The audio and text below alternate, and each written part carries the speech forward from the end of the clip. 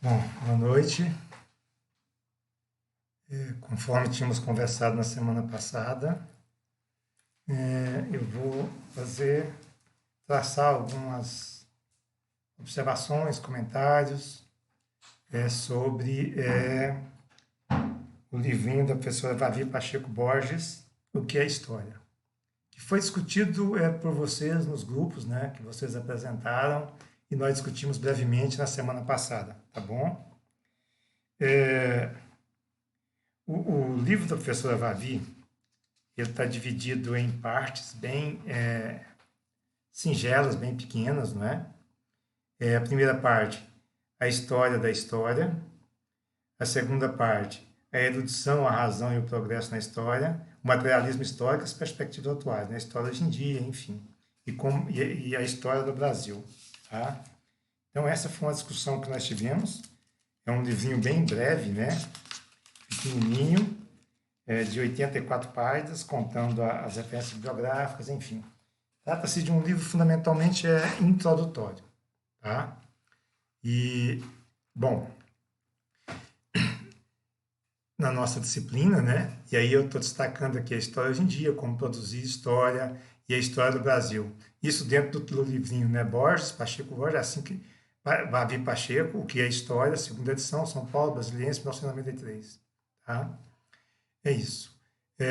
Bom, a gente vai pensar aqui nos slides, fundamentalmente da página 47 a 82, tá ok? Essa é a nossa observação de hoje.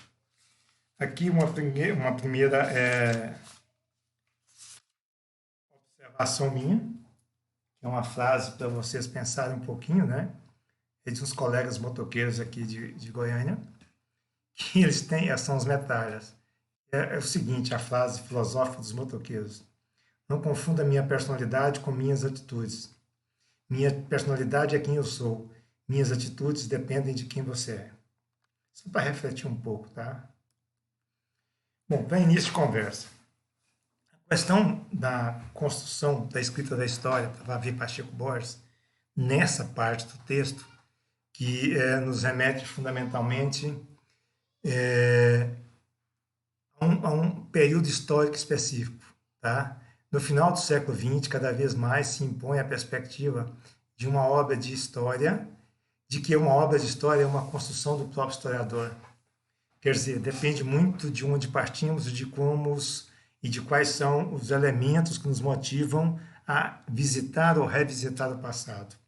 É o historiador que vai escolher o seu objeto, como vai trabalhá-lo, expô-lo, em uma possível neutralidade. Possível porque isso é impossível, né?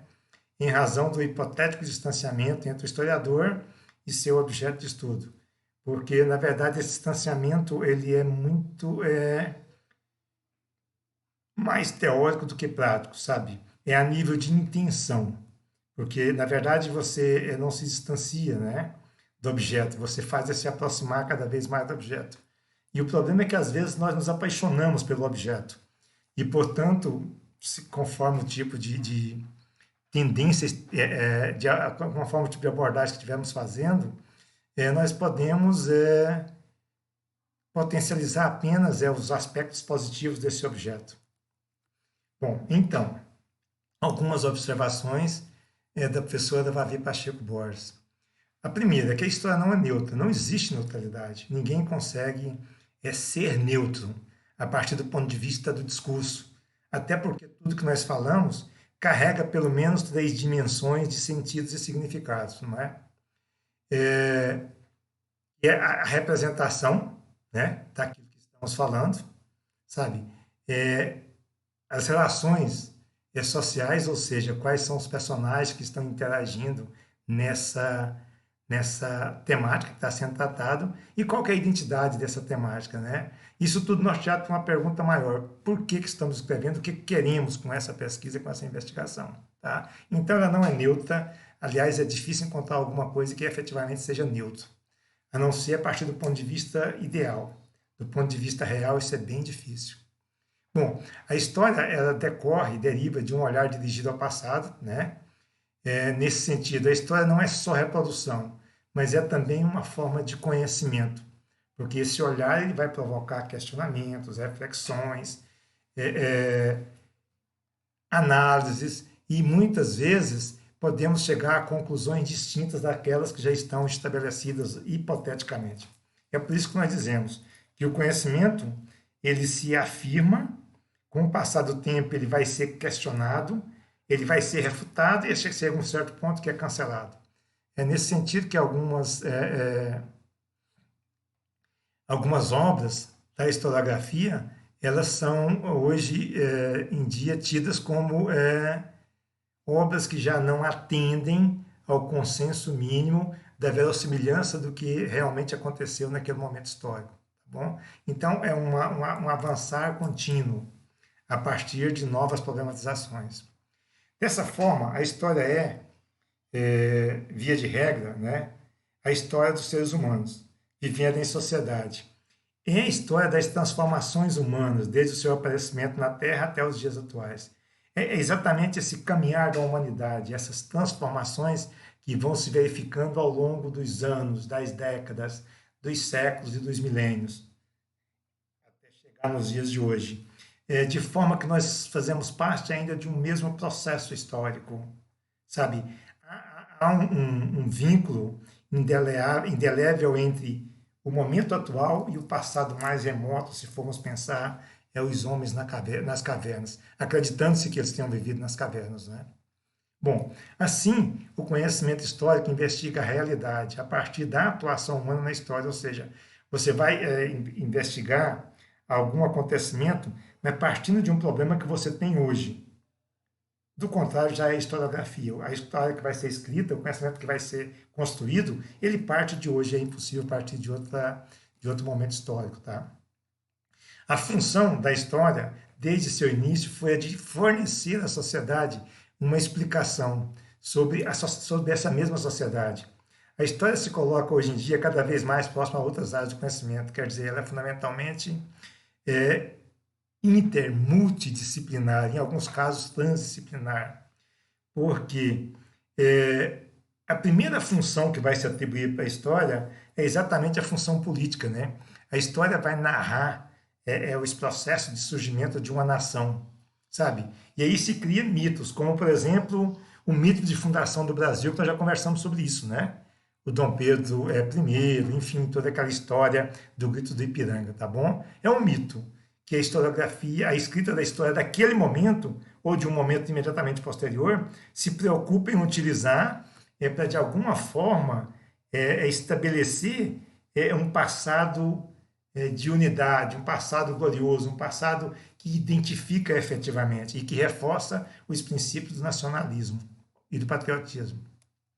Bom, o tempo constitui a dimensão de análise da história. Obviamente não existe história fora do tempo.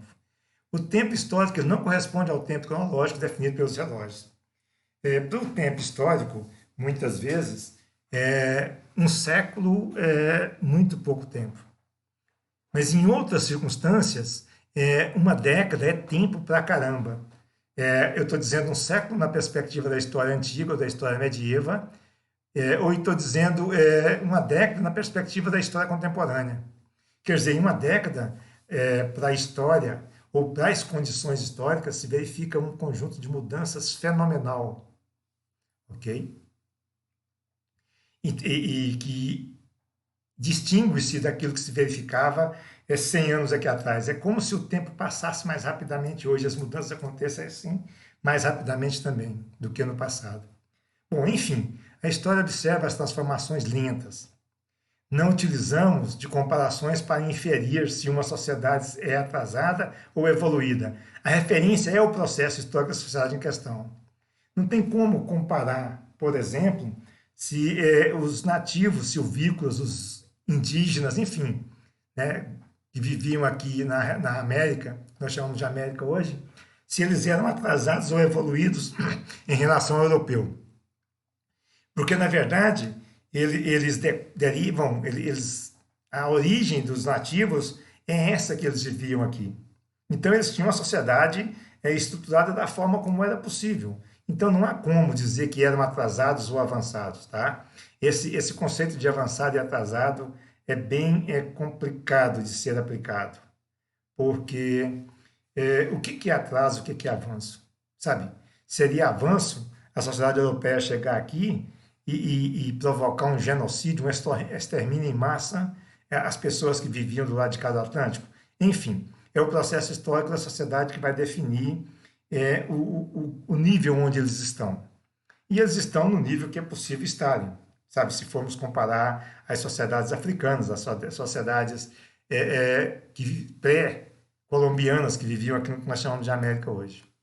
Bom, a partir da passagem do trabalho escravo ao trabalho assalariado, por exemplo, nós observamos um processo histórico contínuo e articulado, onde as mudanças decorrem da ação dos próprios seres humanos, sujeitos e agentes da história. Aqui a referência é um contexto bem mais amplo e do século multissecular, né? A gente está falando do século XVI, XVII, XVIII, tá? Quando no século XVIII e no início do século XIX se firma o trabalho assalariado, mas ao mesmo tempo, concomitantemente, se verifica o trabalho escravo nas Américas, particularmente no Brasil, até bem avançado o século XIX. Então essa passagem ela é observada enquanto um processo histórico contínuo e articulado, sabe? E que acaba colocando numa mesma dinâmica histórica a África, a América e a Europa. E, num certo sentido, o Oriente também. Bom, o historiador ou a historiadora, por excelência, não trata ao mesmo tempo do processo histórico geral. A narrativa da história se ocupa de uma determinada realidade concreta, situada no tempo e no espaço. É impossível falar da história geral, da história universal, porque os tempos históricos eles são distintos em cada região, tá? Então não tem como, a não ser que você for elaborar uma comparação e é um texto que não tem fim, tá? Porque na verdade ele não vai apresentar o rigor necessário para ser considerado, porque as condições variam no tempo e no espaço.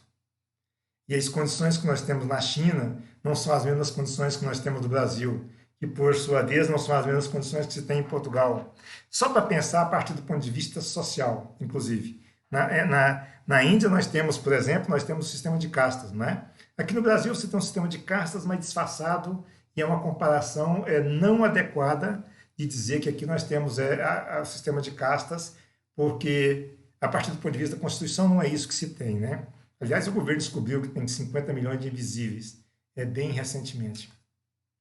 Bom, as perguntas ao passado decorrem dos interesses, perspectivas e valores que esse estudioso vai lançar a esse passado, tá?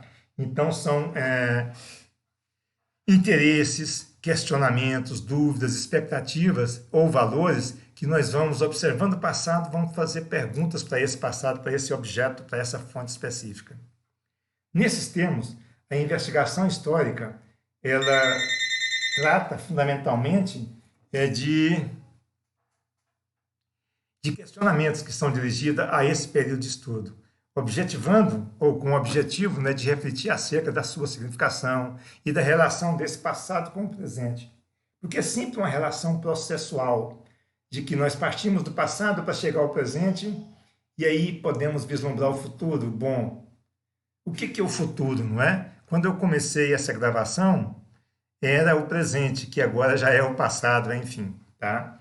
Bom, atualmente a história tem sido percebida, compreendida, entendida como um estudo do passado sem relação com o presente. Esse é um tipo de discurso que interessa muito a um certo grupo de pessoas. Os documentos não são fontes fiéis das realidades, mas uma representação de interesse. Por exemplo, uma carta de Napoleão, ela não é não é uma fonte fiel da realidade. Na verdade, essa carta de Napoleão, ela vai fazer referência especificamente àquilo que é do interesse de Napoleão. Então, não necessariamente o que o Napoleão considera que é certo, seria certo para a maioria da população. É preciso olhar com muito cuidado, porque todo documento, ele foi produzido por alguém. E, nesse sentido, ele não é neutro, sabe? Ele apresenta um ponto de vista dentre muitos outros que são possíveis. Essa é uma pergunta interessante para vocês responderem, tá? Os documentos são fontes fiéis das realidades? É preciso pensar sobre isso e essa é uma questão que eu vou querer que vocês falem hoje à noite. Bom, a história antiga, medieval, moderna e contemporânea representam uma divisão didático-pedagógica que se aplica exclusivamente à história ocidental, do mundo ocidental, tá? E é uma divisão porque quando nós pensamos no medievo, enquanto sistema de servidão, sistema não monetário, sistema de troca e de obrigações, baseado na tradição, tem regiões que são tão interioranas, onde as pessoas não conhecem televisão, inclusive no Brasil, sabe? Tem regiões do Brasil que as pessoas não sabem que a Dilma não é mais a presidente da República. É porque nós estamos falando de ritmos e tempos históricos distintos. Tudo bem? Então, essa passagem, quando nós consideramos, e vocês estudam assim, né? História antiga, e depois história medieval, que é concomitante, né? História moderna, história contemporânea, isso é uma organização didático-pedagógica e é algo fundamentalmente do mundo ocidental. Bom, quanto à história no Brasil, né? Infelizmente, o Brasil é herdeiro da civilização europeia. Infelizmente, por várias razões, que nós já conversamos um pouco sobre isso, nas aulas presenciais, não é? Bom, instituições técnicas,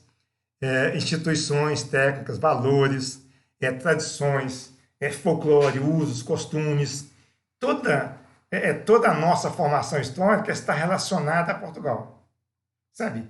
É uma herança que ela se apresenta muito arraigada, sabe? É muito sólida na nossa cultura, na nossa maneira de agir, de pensar. Da mesma forma que nós temos uma herança enorme da cultura indígena ou nativa. Por exemplo, alguns termos que nós usamos, né, no Brasil e que tem muito a ver com a língua indígena, tá?